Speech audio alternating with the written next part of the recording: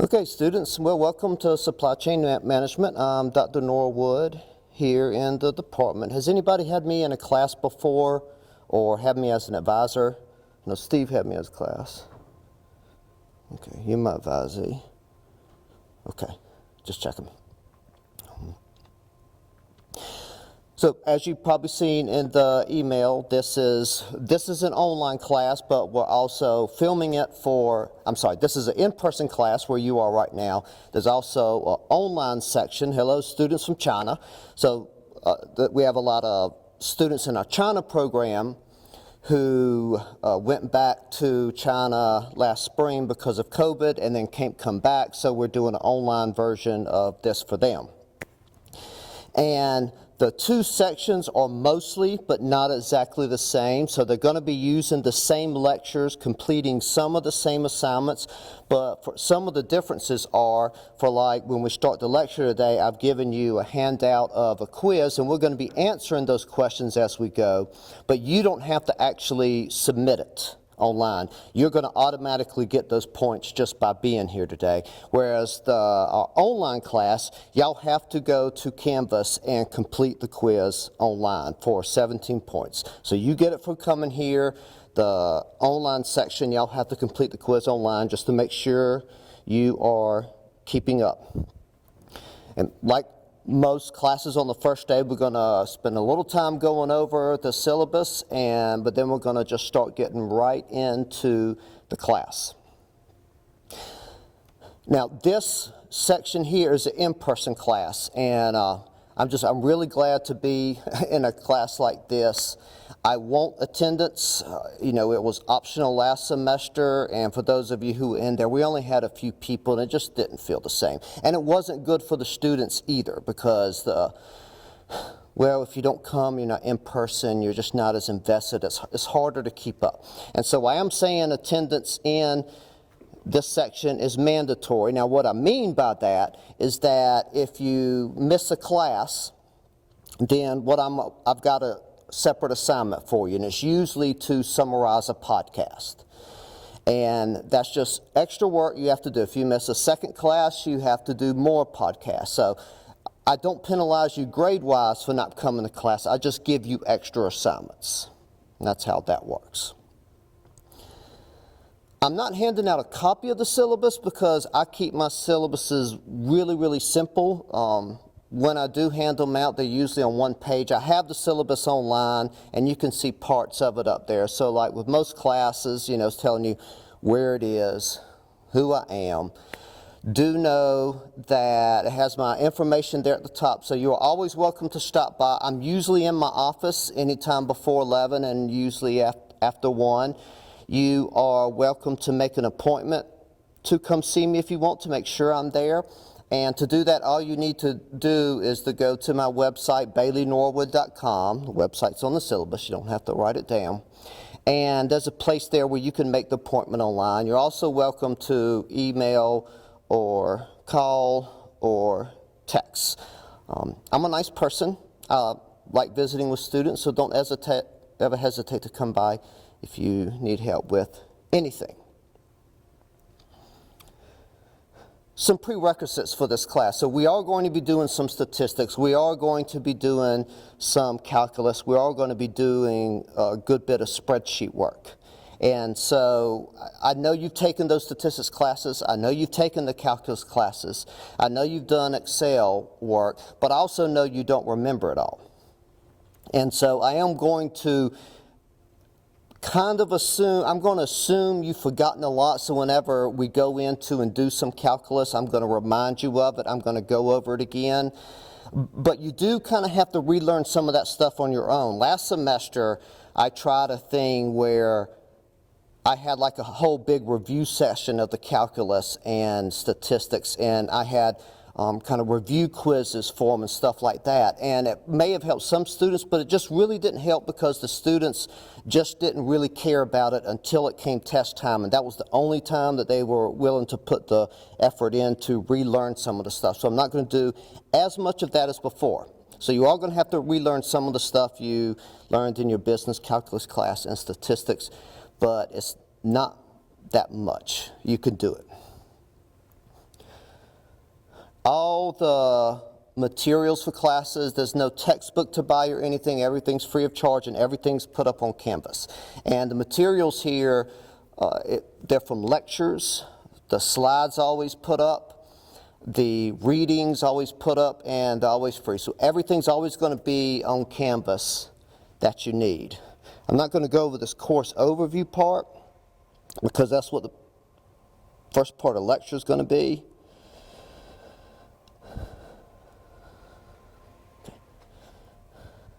And a little bit about how the class works and the grading. So the grading is really, really simple. Most of the assignments are going to be things you do at home or things you do on Canvas. Sometimes they'll resemble tests, sometimes they won't. Sometimes there'll be problems where I give everybody a unique data set and you have to do a data analysis of it and submit the results somehow. And the grading is simple. I give a bunch of assignments worth a certain number of points. So this quiz right there that you've got in front of you, it says I think it's worth 14 points, or does it say 17? May not say up front. It's actually worth 14 points. I took out one question right before. But you automatically get those points by being here. So being here today, you get those 14 points. Students online, you have to do that work, submit it online to get those 14 points. So there's a bunch of different assignments, each assignment worth the total number of points, and your grade is basically the total number of points you earn divided by the total number of points you could have earned. And for the most part, the grading is like what you're used to. 90 to 100 will probably be an A, 80 to 89 a B, that kind of thing. I do reserve the right to change some of those thresholds. If I do change them, they'll be lower. Like maybe I decide 88 or 89 will be an A, that kind of thing. To a large extent, the grading will be similar for the in-person class and the online class, but I do reserve the right to make some distinctions, especially like if it's for instance, if it's a writing assignment, and if English is not your native language, I'll take that into account. And in other things, for instance, I know some students in our China program have much better mathematical skills. They've had more courses, and sometimes I take that into account. So I reserve the right to have some distinction between the two sections, but I try to keep them pretty similar. And the way most courses is going to work is, most lectures are going to work, it's like today. You're going to come in here, and I'm going to have slides, and I'm going to talk, and we're going to do worksheets, and we're going to answer questions on paper. Sometimes it's a lot of just rote things like the definition of this is this. Sometimes it's math problems, but then sometimes we'll have a discussion of something, and usually when there's a discussion of something, there's going to be some kind of assignment where you have to write something about that. So of course, like every professor who loves to hear themselves talk, sometimes we'll have discussions of things that won't show up on assignments, but most of it will. And there are some assignments you do where you have to learn some more things like outside of class, like there'll be a different article you have to read and answer questions about it. Some of the data analysis I do, like you've got to do a kind of a forecasting project in here, and that I prepared a series of YouTube tutorials on it where you learn that at home. So the class is just really simple. The grading is simple. You come here, I give you the material here. That's really all there is to it. Let me take roll real quick. We're supposed to keep track of attendance. A little later in the semester, I'm going to get to know you a little better. I'll have a student information sheet and stuff. I'm just not ready for that yet. So when you hear your name, just say here kind of loud. Ethan Atterbury. I get to know you better. I'm not going to try to match faces with names because I can't see through this thing very well. I've got to clean it or something. You all just look like hazy objects to me. You're still beautiful. You're just hazy beautiful. And of course, what you probably weren't, one of the big questions on your mind is how hard is this class? I'm generally not a terribly tough instructor. I'm not terribly easy either. I think anybody can make an A in this class if they work hard. Nobody, you have to just really not put forth any effort to pass the class. Unlike most of our instructors in the Ag Econ department that you're used to. And of course, you know, there's this OSU syllabus attachment that applies to everything. And I've got the link to it on there. And of course, it applies to this class as well. It has stuff like in regards to cheating. I am a big stickler about cheating. If I catch you cheating, I will report you, and we will try to do an F-shriek to you. So make sure, unless I tell you you can work with other people, then always make sure it's your own work. You know that, but sometimes we all fail morally sometimes. But I'm threatening you now, so I'm taking away that free will that you would have to cheat. How's that? Okay. Any questions or anything about the class? Okay.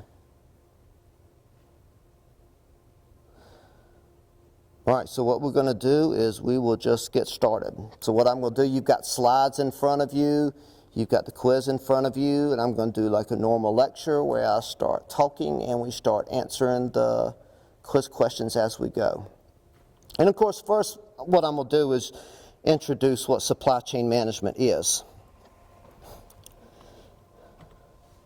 This is supply chain management. This is, and I always say at the beginning of the lectures where this material comes from. So there's a reading called Chapter 9. That's a chapter of a forthcoming textbook I have. And so those pages are on there. There's some material in the slides that aren't in that chapter. And of course, I'm reminding online students they have to complete that quiz in Canvas by February 8th. I'm giving you a long time to do that, so I'm not going to accept late assignments. You always want to get on the ball, do those things. So if something comes up, you already have it done. You don't have to worry about it, and I don't have to deal with trying to decide whether an excuse is real or not. Okay. So this is the newest course we have, and this is a course I designed. It's kind of my baby, and I'm kind of a unlikely person to teach this class because this kind of thing isn't my normal research area, and it's not really that big of a personal interest of mine.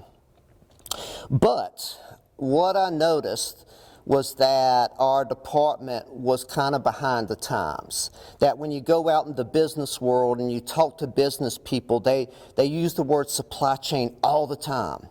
And so many jobs now are said to be in supply chain management of some sort. So I was seeing supply chain everywhere except our curriculum.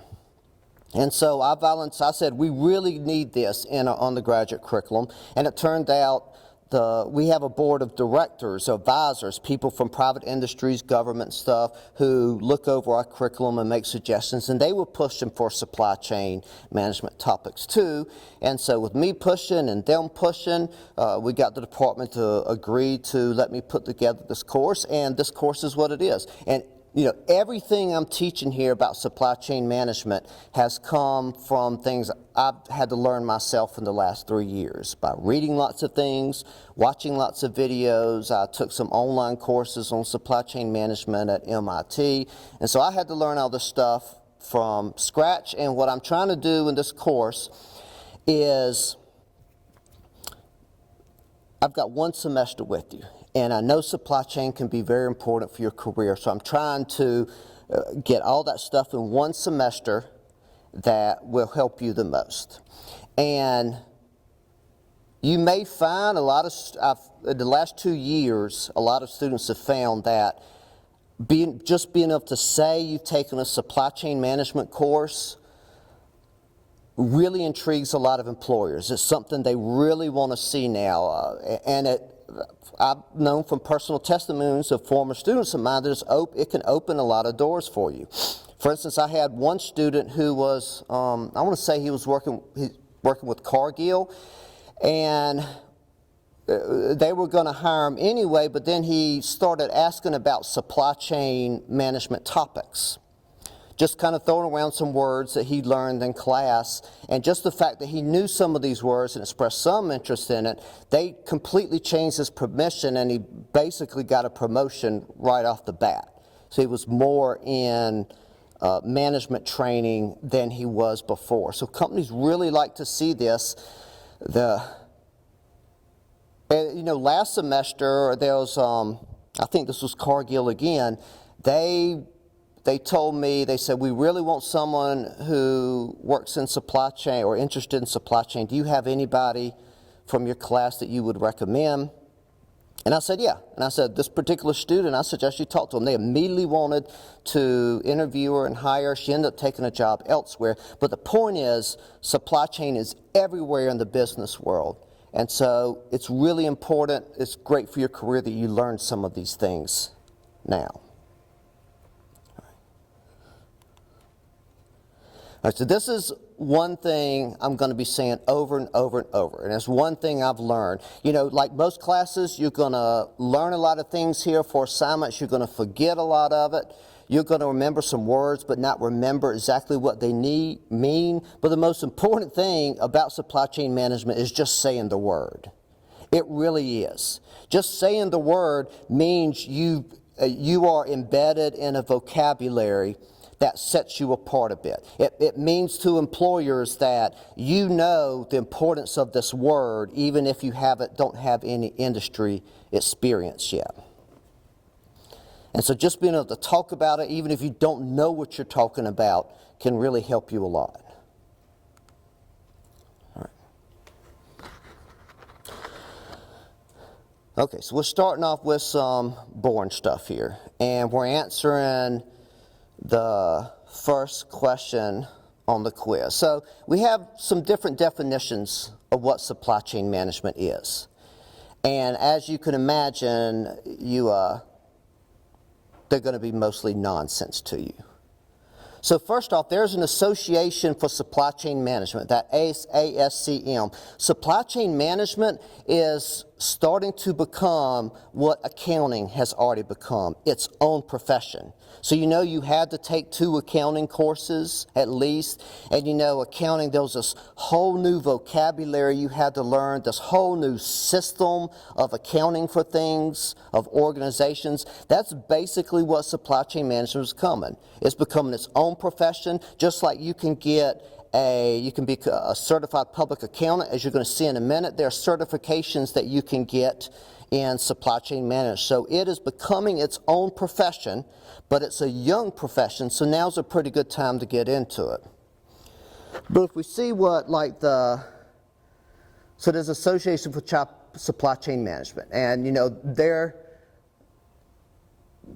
definition is the design, planning, executing, control, and monitoring of supply chain activities with the objective of creating net value, building a competitive infrastructure, leveraging worldwide logistics, synchronizing supply with demand, and measuring performance globally. And of course, that means nothing to you. If you had spent 10 years in supply chain management, you would understand why they use this definition, and you would understand why they chose those particular terms. But of course, for you right now, that doesn't mean much. But part of this class is learning this new vocabulary and starting to learn what these things mean. And so a better definition comes from a Fortune magazine article where it says, call it distribution or logistics or supply chain management. By whatever name, it is the sinuous, gritty, and cumbersome process by which companies move material, parts, and products to customers. That makes a little more sense. So if we're thinking about producing things, and we're going to be using the example of a natural chewing gum company for most of this semester, every business is involved with taking inputs, making a product out of it, and getting it to consumers somehow, and trying to make money in the process. And so there's this flow there. And that flow if you look at it from a panoramic perspective, you look at the whole flow and everything about that flow in the business, that's basically what supply chain management is. We don't need to worry too much more about the details right now because this is kind of like a lot of sports. You really don't understand it until you actually start doing it. But the question one there, I just wanted you to know where those two definitions came from, to make sure that, the first thing you do in this class is you see these definitions, so you say, I don't know what that means, and later on the semester when you look back on it, you do.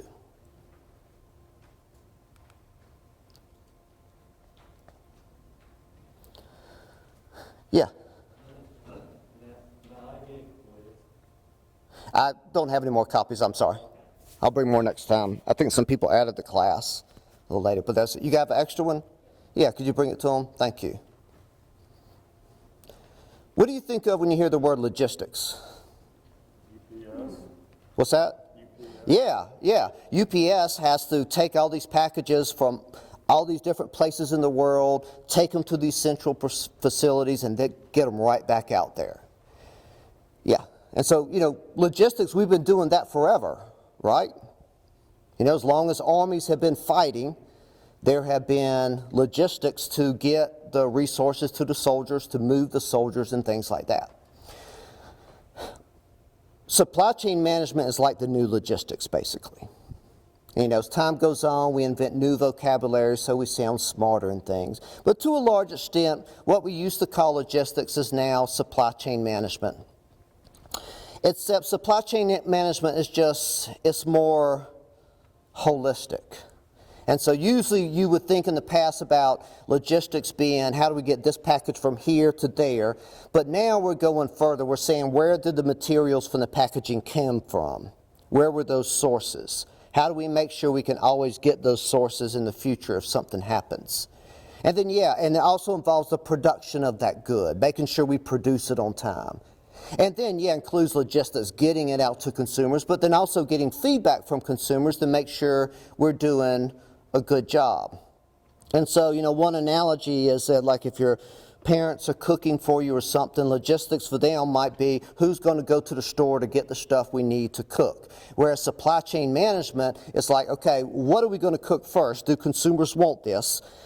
What type of meals do they want? What type of ingredients do we want to do? Let's figure out how to get the ingredients there. Let's also look at how we're going to cook the meal. And then let's also look at whether they like the meal or not. So in a way, supply chain management covers almost everything. And so in a way, supply chain management is, in a way, looking at the company from the biggest perspective possible. And it's just that we used to use the word logistics, procurement for getting inputs. Now the word supply chain has become imperial. It's taking over everything. It's expanding its reach. Partly out of fad, but partly for some good reasons.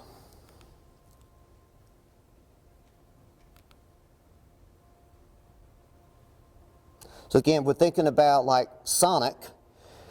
Well, they've got to figure out how much of each combo meal people are going to want at the Stillwater location, this other Stillwater location, maybe a Perkins location. They've got to forecast that demand. Then they've got to figure out how do we make sure we get the inputs we need there on time, the hot dogs, the buns, everything. And then how do we make sure that it's going to be produced in a timely manner? How do we make sure after the customer leaves that they enjoyed their experience when they come back? So again, it's looking at everything. Okay. I'm going to be using this example of natural chewing gum throughout the whole semester, just so we have some kind of common reference. And the first time I taught this course, we actually tried making natural chewing gum. We went over to the Food and Ag Product Center and made it just for fun. It was horrible. We didn't do a good job, but we tried. Well, so most regular chewing gum is made with like plastic material. It's kind of a fossil fuel product. And natural chewing gum doesn't use that. It uses all natural products. And so what you do is you need a series of inputs. You need sap from the sapodilla tree that I think mostly grows in Central America. And so you take this sap and you add like calcium carbonate to it and dehydrated orange peels, and that gives you that chewing gum texture, elasticity. And then you add some sweetener because we want it sweet, and then you add some flavorings like mint extract.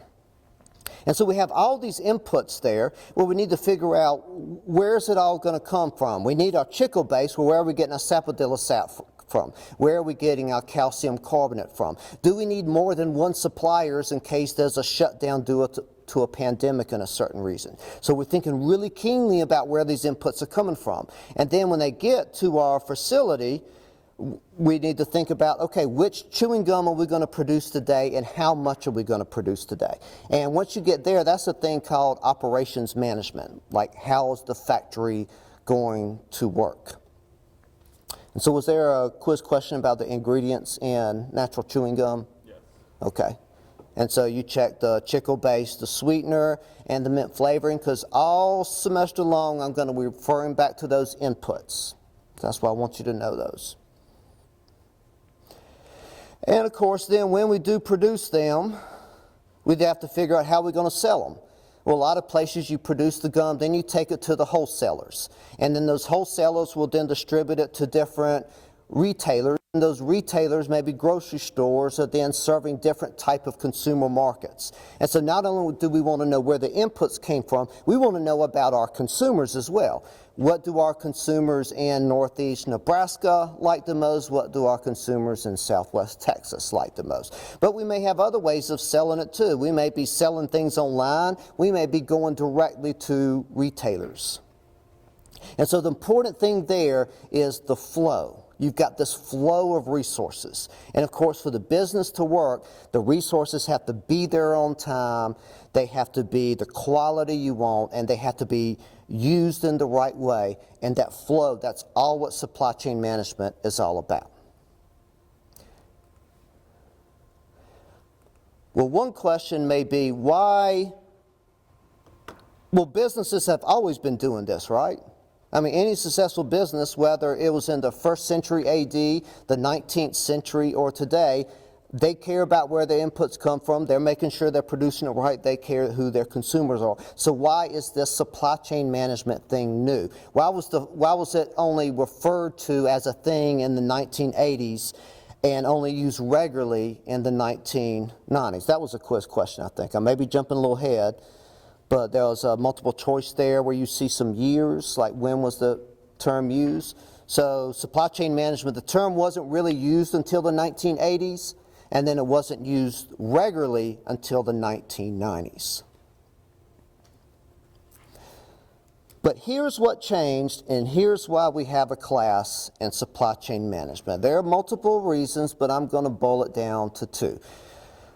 Transportation cost and computers. First, let's take computers. Our natural chewing gum company in the 19th century, how do you think they kept records of inputs? Where do they store those records?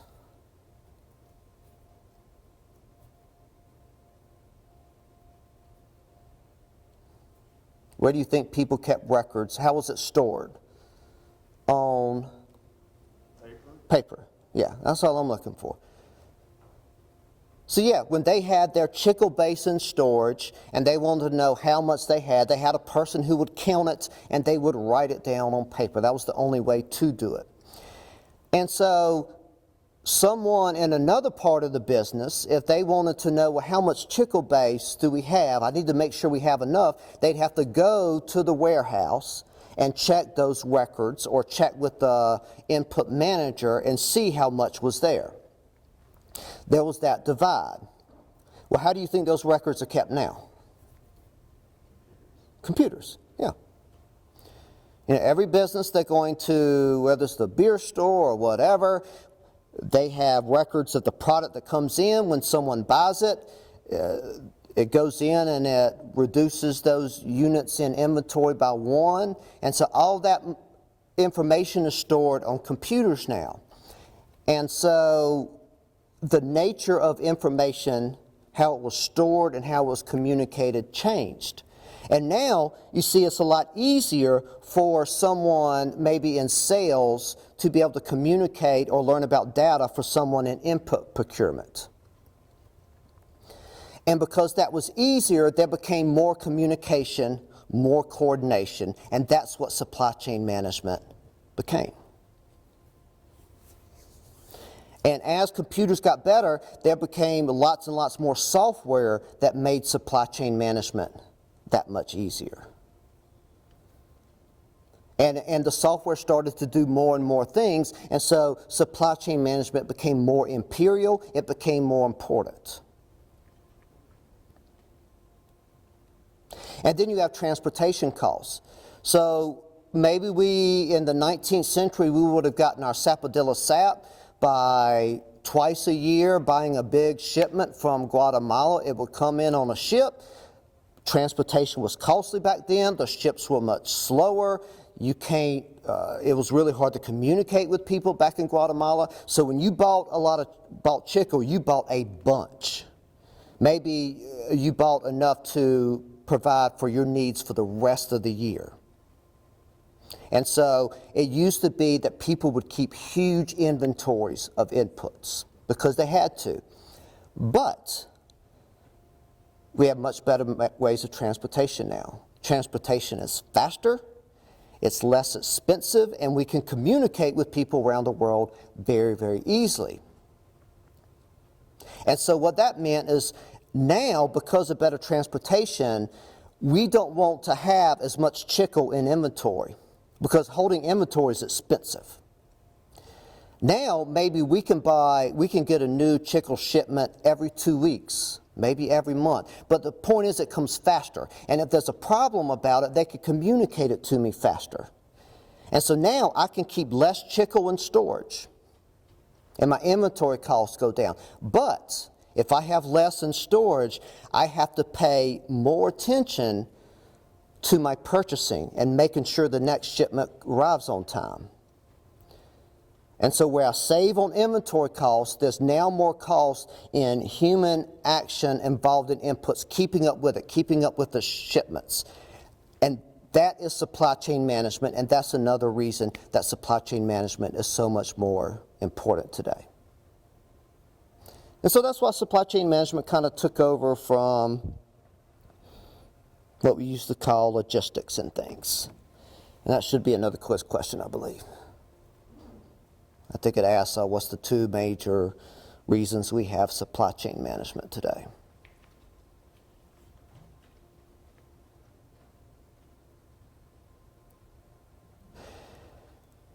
Another thing, and I didn't ask you to. My nose is just so bad when I wear this thing. You don't have to know this for an assignment, but I think it's important to point out. So let's take a chicken farm. You know, it used to be that there were independent chicken farmers. And maybe your great-grandfather was an independent chicken farmer. He actually owned the chickens. He owned the feed that he fed them, and he raised them however he wanted. But now, if you're a chicken farmer, you own the building, but maybe Tyson Foods owns the chicken. Tyson Foods owns the feed. And Tyson Foods tells you exactly how you must raise your chickens.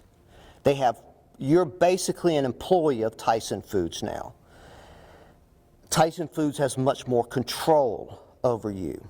And Tyson Foods wants that control as part of their supply chain management program, to make sure the birds have the quality of meat that they want, that they're going to be ready for slaughter on time. And so as supply chain management became a bigger thing, and the software and the information technology used to coordinate activities, usually a big corporation, would exert more and more and more control over what other people do. And so that entire flow from inputs, from chicken feed to a chicken sandwich, it became much more supervised and coordinated. It became more of a chain, and so people started saying supply chain.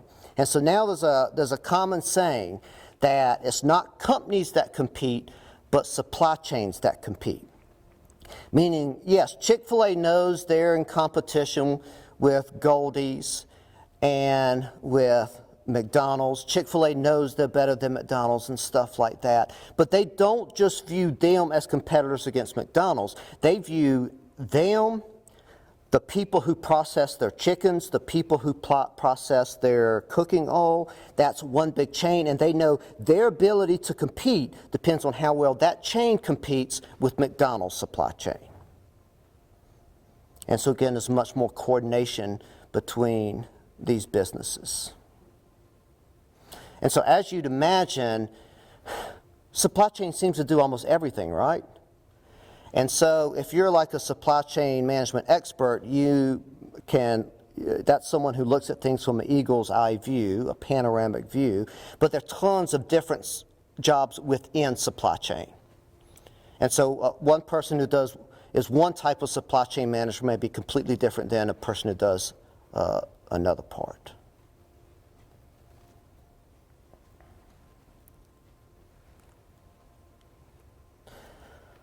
This is a little history about supply chain management becoming a profession. And this shows you how the vocabulary has changed. And so in 1957, these people formed something called the American Production and Inventory Control Society.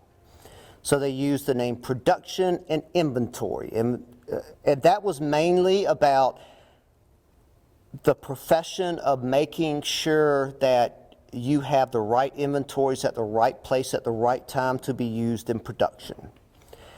And most of the people in this, if they had a major in something, they would be a major in like management, operations management, or industrial engineering, something like that. By the way, as an aside, y'all are ag business majors or ag econ majors. I'm always just going to say ag business because it's more of the ag business. Your curriculum here is surprisingly similar to the curriculum in industrial engineering. They're actually establishing a program where after your 4 years here in ag business, you can go to the industrial engineering department for 1 year and get a master's degree in industrial engineering. They're actually very similar. And I think you're going to see some of that in this class. Anyway, so that there was association, and it had the acronym APICS. They changed their name to the Association for Operations Management, but they kept the old acronym. And again, what does operations management mean again? What's just a way of thinking about it? How something works? Supply chain? Yeah, or factory. Like, how do we actually run these machines? So operations, kind of think like normal day operations. But inventory management is part of operations management. So they started using other words. But then starting in 2019, they officially changed the APEX to the Association for Supply Chain Management. And so again, you're learning about something that's a relatively new profession, a good time to get in it. And if we look at what this association does, it's a lot of it's like the boring stuff in accounting. A lot of it's just synchronizing or standardizing vocabulary. And so you're going to see there's different certifications you can get in supply chain management, and a lot of that tests are just vocabulary. So you see here, this is APEX Dictionary, APICS. That's what the old Association for Supply Chain Management was. Dictionary is just a whole bunch of words. And so those certification tests are vocabulary tests.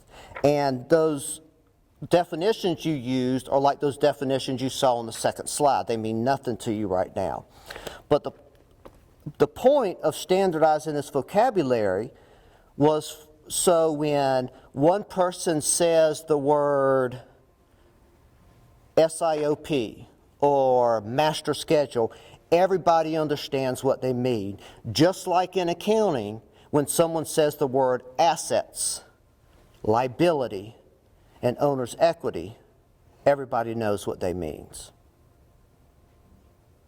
And just like everybody knows what cash flow means, they want to make sure everybody knows what, say, material resource plan is.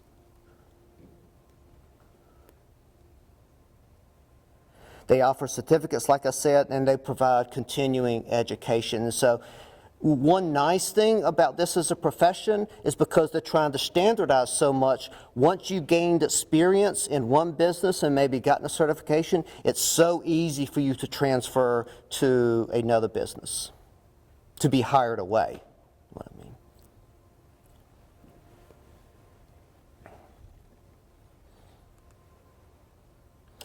These are some of these certificates that, I think might be a question like how many certificates are there?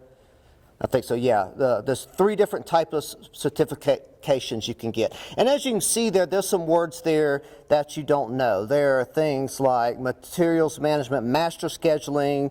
You kind of know what forecasting is, production planning, enterprise resource planning. You're going to be learning about those words in this class. Now, this class is not a vocabulary class. You do have to learn vocabulary. You do have to use it, but you're mainly going to be actually working within it. So it's not all vocabulary. And so these are different levels of certifications that you can get. That, again, is like being a certified public accountant can really help you in your career.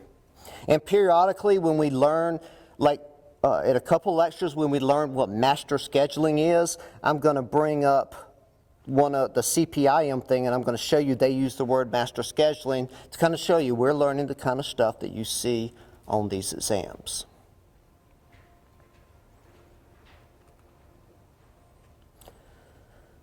This is just, you don't have to know this, but a little bit about opportunities in the profession. So this is some information on their salary. The salaries can be pretty good. So what we have here, like if you have a bachelor's degree and you're in supply chain management, their average salary is about $79,000. If you have a graduate degree, their average salary is about $96,000.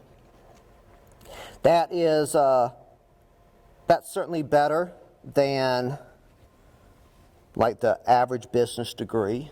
And so there are good opportunities there. Now, most of these opportunities are in the private sector. My perception is that these are jobs where you really have to work. You know, they work you. But there's also a lot of room for promotion to move up. Are people happy in these jobs? Well, they did a survey and they asked people who work in supply chain management, how much do you like your job on a scale of 1 to 10, where 10 is very satisfied. And most people there are satisfied with their job.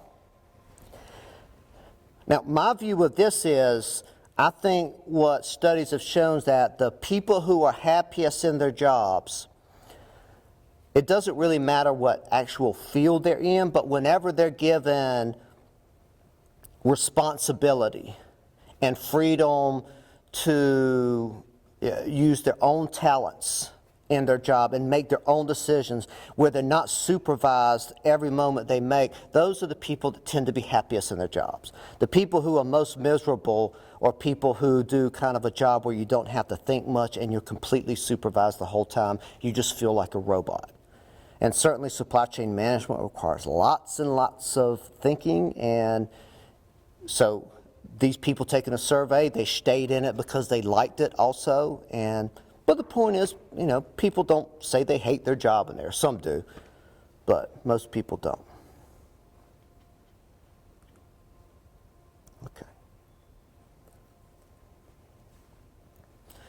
Let me do this before I go on to these other slides.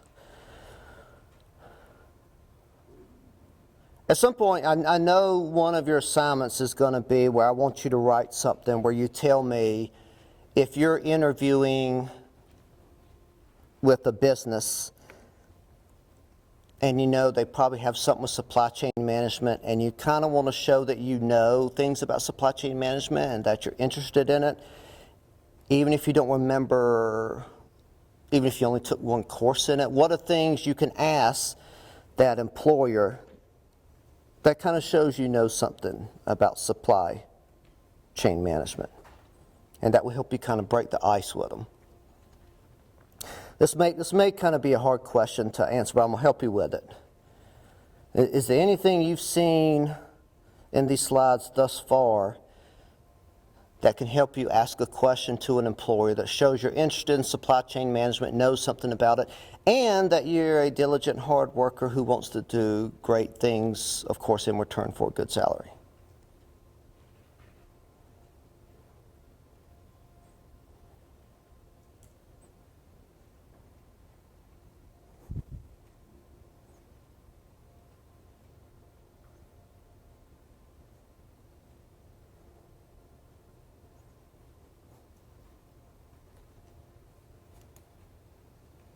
You get asked what their biggest problem is in their supply chain?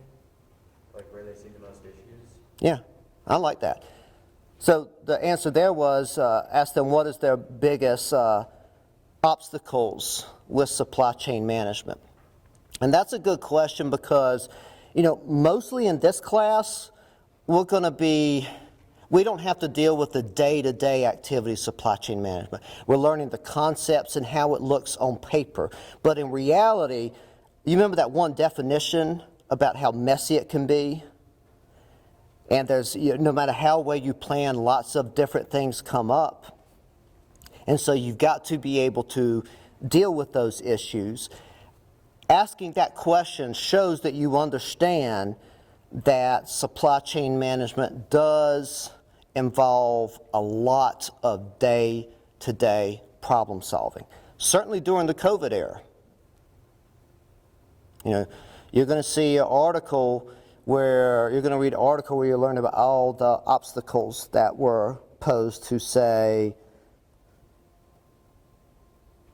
well, just talk about it for a minute. So what was one thing during COVID that a lot of places ran out of? Walmart had no toilet paper. Toilet paper, that was the big one, right? And what were some of the reasons you think we ran out of toilet paper?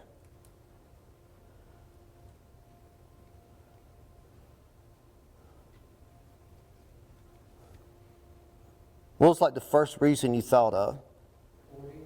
Yeah, hoarding. That's usually what we think. And there certainly was some of that. My mother started hiding toilet paper in her house from the rest of the family. So when they ran out, she had her own. They didn't know she had her own, but she had her own. She was hoarding. That certainly was there, but it actually wasn't probably the main obstacle. What's the toilet paper like at school compared to your home? Which one's better? Do y'all not poo-poo at school? You just save it for home? You poo-pooed at work, right? You always want to poo-poo on company time. Don't do that on your own time. You want to get paid for it. Is it high? You think it's higher quality at OSU than home? No. Lower quality. And it comes in different rolls, right? Like these big rolls that they put in those urinals. Not urinals, but I don't know what you call them. And so it's a different type of toilet paper. It's produced differently. It comes in different packaging. And so there's these two different supply chains. One that serves establishments like hospitals, schools, places of work. And then you've got a totally different supply chain that serves customers in grocery stores, households. So you have one supply chain for establishments, one supply chain for households. These were two completely separate supply chains. They were separate because they had different objectives and they were brutally efficient and they worked great. But all of a sudden, when COVID came and those establishments shut down, so schools shut down, businesses shut down, the demand for that establishment toilet paper went down, down, down. Nobody's pooping on the clock anymore. Everybody's pooping at home, so demand for toilet paper for households goes up, up, up. And it would just make sense if demand's going down here and up here, just move the toilet paper that would be sold there over here. We're pooping the same amount of time, right? So just move the toilet paper from here to there, but it was hard to do. Because households don't want to buy these huge rolls. And they don't want the flimsy one. They want the higher quality. And these had been existing. It's not easy to just all of a sudden say, well, I'm going to just find me new consumers and start selling to them and start entering in new contracts with other people. Because these sales, they're done a lot of times through very specific contracts that you have to sign. You have to negotiate these contracts. So you can't just all of a sudden say, I'm going to move all the toilet paper that would have been used at OSU and I'm going to move it to the grocery store. It's just not that simple. There's a lot of obstacles for doing so, and that's the main reason why we had a toilet paper shortage. And it's the same way for a little while we had some shortage of some beef products, as you'll read about. And so if I ask you like to write a little paper on that, that's a great question, and you can just describe like how you would phrase the question or something like that. What's another kind of question you could ask? Maybe a question that would show that you are a type A, super motivated person who wants to pad their resume while they're on the job.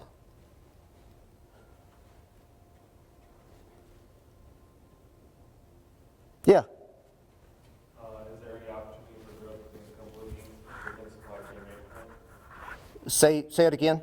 Is there any opportunity for growth within supply chain management? Yeah.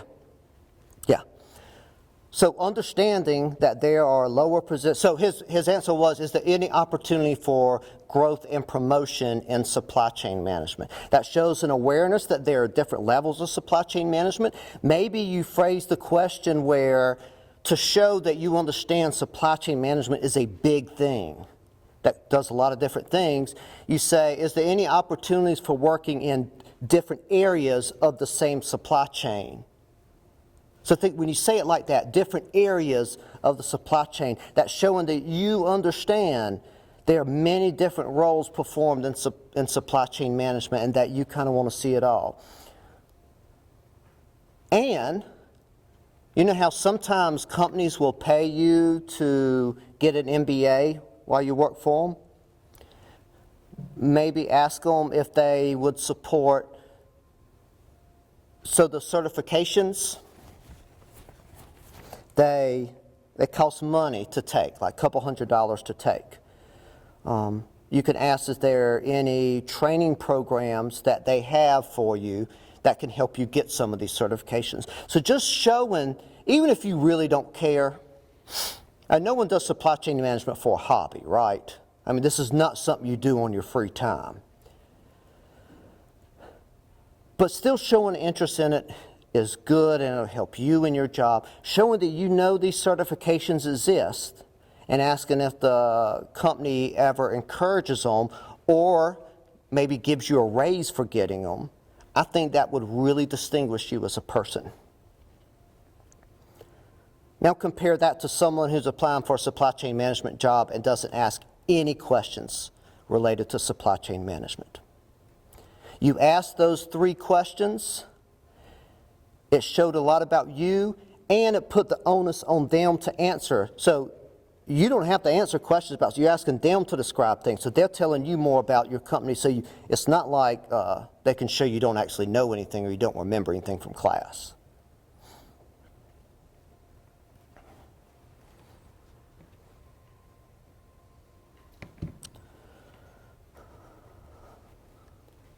So let's say, well, what were those 3 things again? So questions we could ask a potential employer that shows we have an interest in supply chain management and we know some things about it. One was, what kind of obstacles do they face in their day-to-day supply chain management? And if it's Tyson Foods and it's their chicken, maybe you want to ask, how hard is it to actually make sure all the chickens are ready on time? Something like that. Showing that you know what the business actually produces just showing any interest at all means a lot to these employers. And then the other one was, I'll skip the second one. The other one's showing is there any room for growth And I think 2 and 3 were together. Is there any room to grow for supply chain management? Opportunities to work at different points in a supply chain so that companies know that you know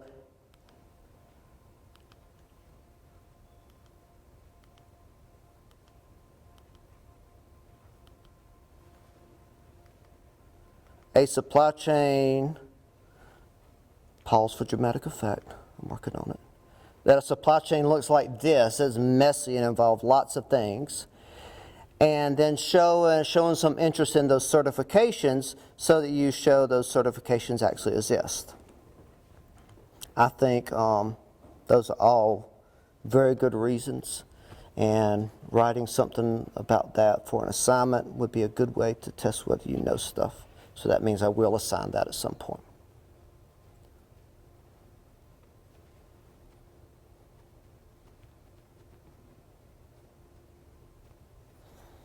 Everybody good? Okay, that's all I have for today. I will see you Thursday.